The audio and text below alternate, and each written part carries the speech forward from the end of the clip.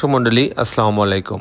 Green আর্কিটেক্টের পক্ষ থেকে আমি ইঞ্জিনিয়ার টুটুল আপনাকে অনেক অনেক অভিনন্দন এবং শুভেচ্ছা জানিয়ে আজকে মাত্র 3 শতক জমিতে একটা 10তলা বাড়ির প্ল্যান ডিজাইন আমি আপনাদের দেখানোর চেষ্টা করব। দর্শক মণ্ডলী, এই বাড়িটা মাত্র 3 শতক জমিতে, ওনার জায়গা আছে 5 শতক জমি, কিন্তু 3 শতক জমির মধ্যে আমরা এই 10তলা ডিজাইনটা তৈরি করছি। অসাধারণ কম্বিনেশন আপনারা দেখতে পাচ্ছেন, যে চমৎকার 3D আর্কিটেকচারাল ভিউ, দৃষ্টিনন্দন একটা ভিউ তৈরি করা হয়েছে। বাড়িটাতে যথেষ্ট পর্যাপ্ত পরিমাণে গ্লাসের ব্যবহার করা হয়েছে, যাতে পর্যাপ্ত আলো বাতাস বাড়ির ভিতরে প্রবেশ করতে পারে। তো দর্শক মণ্ডলী, এই বাড়িটার আরও কয়েকটা ভিউ আছে, যদি আমি দেখাই, এটা যদি একদম সামনে থেকে দেখি তাহলে বাড়িটা দেখতে এরকম দেখা যাবে। অসাধারণ একটি ডিজাইন। তো দর্শক মণ্ডলী, আমরা চেষ্টা করি আমাদের প্রত্যেকটা ডিজাইনই সুন্দর করার জন্য। দর্শক মণ্ডলী, কিছুক্ষণ আগে আমাকে একটা ক্লায়েন্ট জিজ্ঞাসা করলেন যে আপনাদের যে 3Dগুলো হয় সেগুলো অনেক সুন্দর হয়, প্ল্যানগুলো অল্প জায়গাতে অনেক বেশি সুবিধা পাওয়া যায়, এগুলোর কারণ কি? আমি বললাম কারণ একটাই, যে আমাদের দীর্ঘদিনের অভিজ্ঞতা এবং আমাদের অনেকগুলো আর্কিটেক্ট মিলে একটা গ্রুপ করে কাজ করা হয়, যার ফলে আমরা চেষ্টা করি যে ক্লায়েন্টের সর্বোচ্চ চাহিদা মেটাতে আমরা সক্ষম হই। তো দর্শক মণ্ডলী, এই বাড়িটা ঠিক তেমনই। এই বাড়িটার ছাদে একটা সুইমিং পুল আছে, ছাদটাকে চমৎকারভাবে ডেকোরেটেড করা হয়েছে এবং গাছ লাগানোর পর্যাপ্ত প্রভিশন রাখা হয়েছে। সব মিলাই কিন্তু অসাধারণ একটি ডিজাইন তৈরি করা হয়েছে। দর্শক মণ্ডলী, আমি কিছুক্ষণের মধ্যে এই বাড়িটার আর্কিটেকচারাল ড্রয়িংয়ে আপনাকে নিয়ে যাব। যে আমি যদি আর্কিটেকচারাল ড্রয়িংয়ে যাই, তাহলে প্রথমে গ্রাউন্ড ফ্লোর আসবে। গ্রাউন্ড ফ্লোরটা পুরো গ্যারেজ রাখা হয়েছে এবং পিছনের দিকে একটা সিঁড়ি রাখা হয়েছে। তো লিফট আছে। তো আমি টিপিক্যাল ফ্লোর প্ল্যানটা আপনাদের দেখাবো। টিপিক্যাল ফ্লোর প্ল্যানে যদি আমি এরকম 3D ফ্লোর প্ল্যান দেখাই, তো দেখেন এখানে সিঁড়ি আছে, এই সিঁড়ি দিয়ে এখানে দরজা আছে, দরজা দিয়ে ভিতরে ঢুকলে একটা ডাইনিং আছে, এখানে একটা ড্রয়িং আছে, অনেক বড় জায়গা কিন্তু ডাইনিং। এখানে একটা বেডরুম আছে, বেডরুমের সঙ্গে একটা বাথরুম আছে এবং একটা বারান্দা রাখা আছে।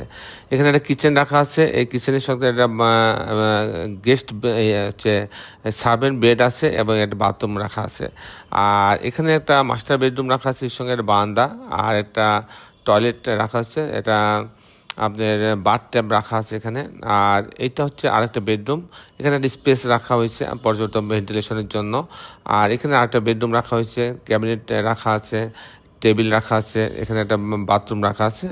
এই হচ্ছে মোটামুটি 3টা বেডরুম দিয়ে সাজানো হয়েছে।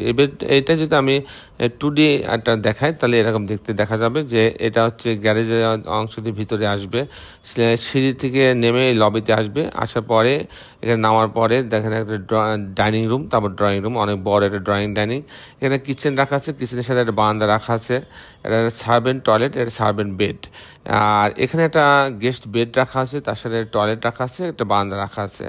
আর এখানে একটা মাস্টার বেডরুম রাখা আছে, বেশ বড় মাস্টার বেডরুম, সঙ্গে একটা মাস্টার টয়লেট আছে, একটা বাথট্যাব আছে। সব মিলাই কিন্তু টয়লেটটা অনেক সুন্দর করে বেশ বড় সড়ো করা হয়েছে, 6 ফিট 6 ইঞ্চি বাই 9 ফিট 8 ইঞ্চি, সাথে একটা বারান্দা রাখা আছে। এখানে আরেকটা বেডরুম রাখা আছে, এই বেডরুমের সঙ্গে একটা টয়লেট অ্যাটাচ করা হয়েছে এবং একটা বারান্দা রাখা আছে।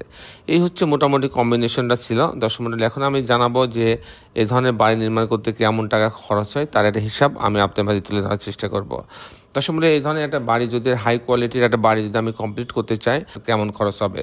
এই ধরনের বাড়ি করতে 2800 টাকা থেকে 3000 টাকা পার স্কোয়ার ফিট খরচ হবে, কারণ এখানে পাইলিং আছে, সুইমিং পুল আছে, লিফট আছে, সব মিলায়ে 2800 টাকা স্কোয়ার ফিট খরচ হবে। তো সেক্ষেত্রে এই বাড়িটা টোটাল করতে 3,50,00,000 থেকে 3,60,00,000 টাকা খরচ হবে।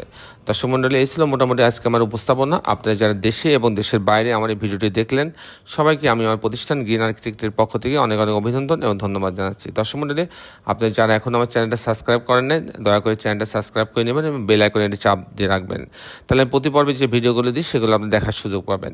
শেষের বেলা একটি কথা, আসুন আমরা সবাই আমাদের এই সুন্দর পৃথিবীটাকে সুন্দর রাখার জন্য অন্ততপক্ষে একটি করে গাছ লাগাই। সবাই ভালো থাকবেন। আল্লাহ হাফেজ।